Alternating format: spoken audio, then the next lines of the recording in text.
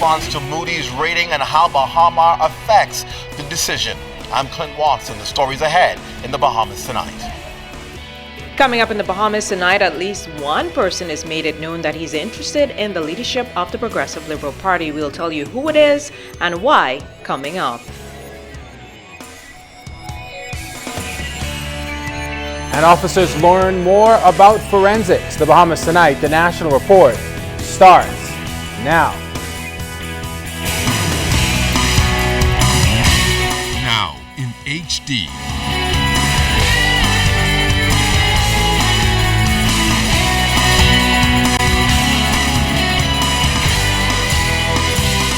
ZNS Network presents The Bahamas Tonight.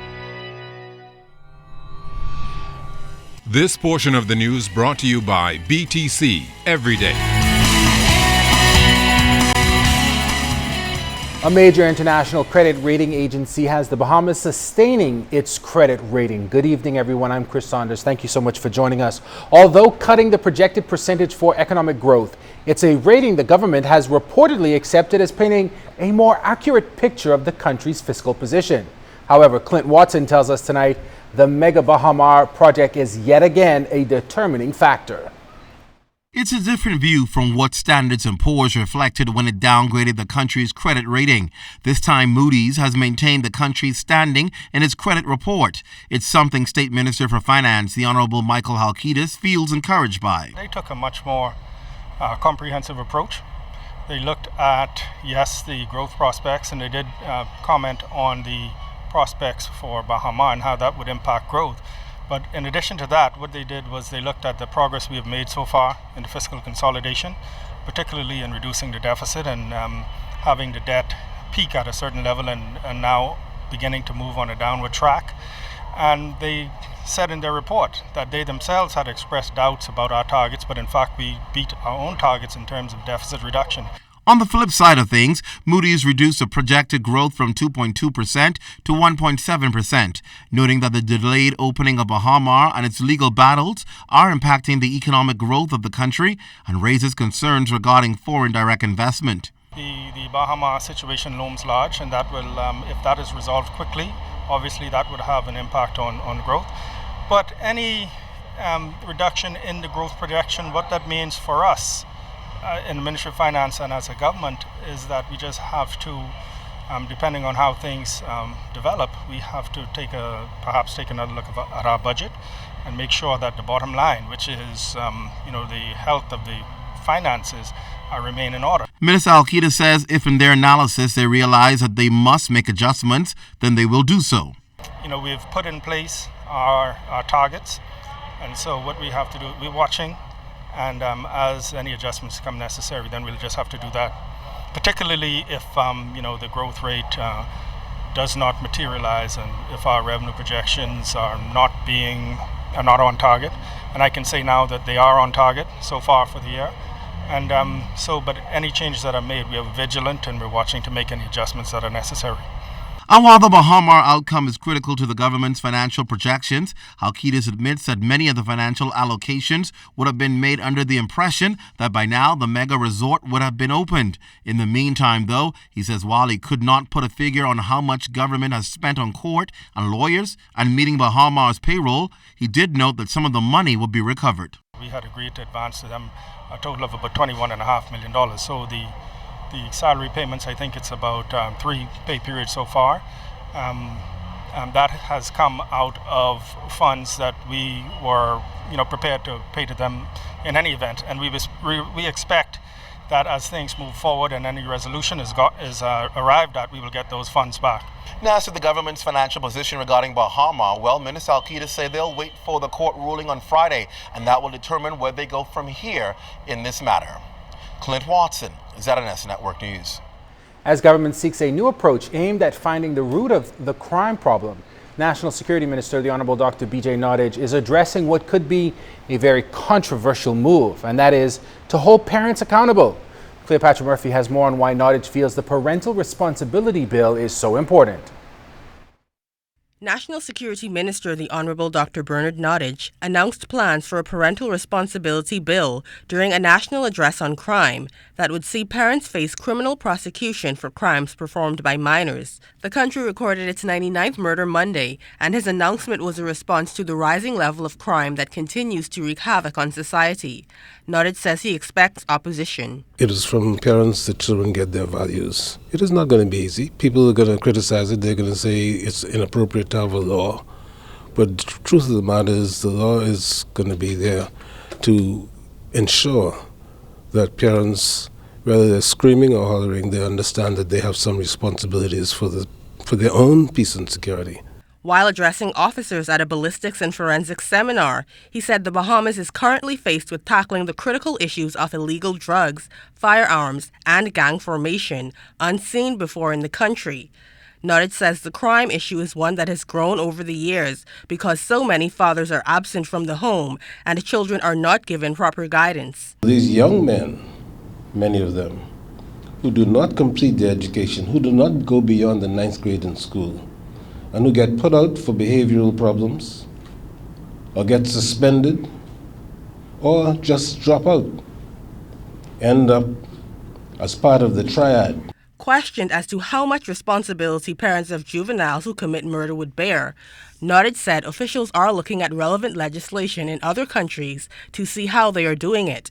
There will also be widespread consultation with the public. I think that there are sufficient community leaders who now understand what we are going through, and they don't know the half of it. But they understand what we're going through, and they're prepared to help.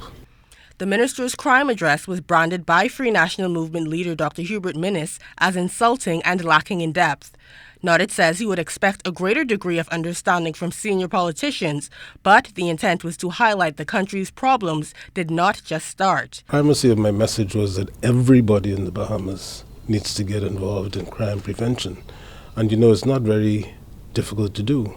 He says people committing crimes are persons we see in the community daily, and it will take time for the country to overcome its current problems. Cleopatra Murphy, ZNS Network News. Police officers participated in a forensic and ballistics seminar that will continue with 3 days of operational forensics and ballistics training. The seminar was facilitated by the United Nations Regional Center for Peace and is intended to enhance law enforcement's ability to perform investigations into firearm trafficking. U.S. Embassy Director of International Narcotics and Law Enforcement Affairs, Kristen Gilmore, detailed the project. Both of these activities are part of a broader UN Lyric operational forensics ballistics project in the Caribbean. This is a 2-year project that supports Caribbean governments in their efforts to combat illicit trafficking in firearms and ammunition and the resulting impact of armed violence by establishing and enhancing sound national operational forensic ballistics systems. We've got to turn some things around. You have the ability to do it. I trust that you have the desire to do it, because with your abilities and experience and with that desire, I believe we can do it. Just to show how far this has gone, an online article has indicated that due to the escalating crime here in the Bahamas, the governments of Britain and Canada have both issued new crime advisories about the increase in armed, sometimes fatal crimes in New Providence and Grand Bahama.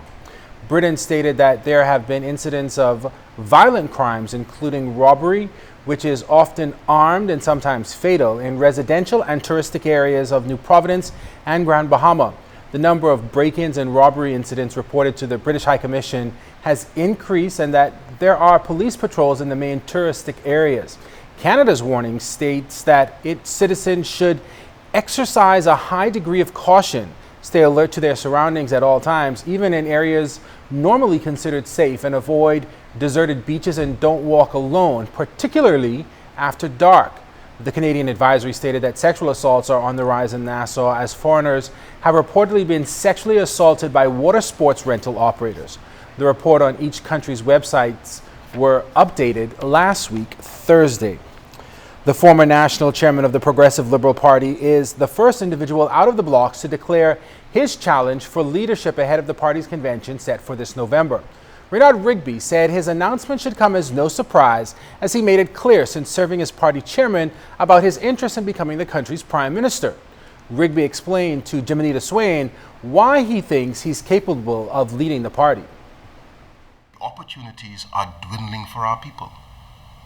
And when we look at those realities, we have to ask ourselves one important question: is that the kind of the Bahamas we want for ourselves, for our children and our grandchildren? Former national chairman of the Progressive Liberal Party, Reynard Rigby, said the answer to that question would be no. Rigby said from 2002 he made his intention clear that he wanted to be prime minister. While it's unclear if the current prime minister will again offer for leadership, Rigby said ultimately it will be the Bahamian people who will decide how his personal journey goes. I'm only putting myself forth as a willing servant, with the hope and anticipation that others who share a similar burning desire to move the country in another direction, that others who have greater intellect than I have, who have more talents than I have, who have better and more vast experience than I have, would see this as an opportunity to step forth and to lend their time and their talents and their energies. Rigby said there are many vexing problems in the country that need to be addressed. He was even-handed in his assessment of the current governance. I think the government has tried. All governments try, and all governments have to deal with the hand that they were dealt on election day. I think, though, that the question for me is not an issue of performance of the present government. The issue for me is, when are we as a country going to look inwardly, to look at the enormous talent that we have? The former chairman did not say if he identified a constituency as yet, but said only that it is the beginning of the journey. Of course, he was also asked if he expected some backlash from within the organization he served. I know the PLP very well. I am prepared. The shoulders are broad enough to withstand all arrows, all darts that may come my way. What I would hope, though, is that people would see that we should be having a discussion in our party about leadership, about direction, about vision, about standards, etc., and about, more importantly perhaps, for the future of the country. In the coming weeks, it remains to be seen who else will tip their hand in the bid for leadership of the Progressive Liberal Party. Jimenita Swain, ZNS Network News. This portion of the news is brought to you by the new Shell and Letty, designed for extra miles.